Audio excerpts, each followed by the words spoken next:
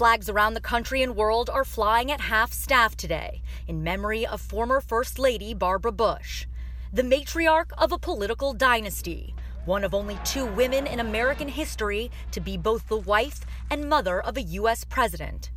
Tributes and condolences pouring in, none more moving than from her family. Former President George W. Bush posting this photo of his parents to Instagram, writing, "Our souls are settled because we know hers was."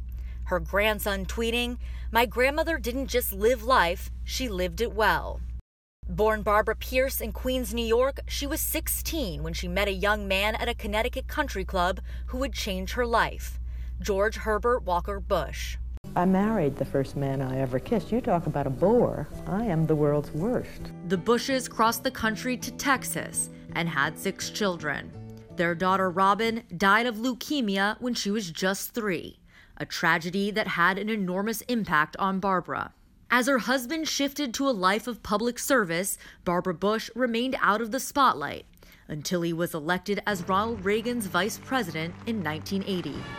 And 8 years later, George H.W. Bush became the 41st president. Barbara Bush loved living in the White House. As First Lady, she established a nonprofit dedicated to literacy. In or out of politics, the legacy Barbara Bush nurtured will live on through her family, children, and grandchildren. I know that I'm the world's luckiest woman.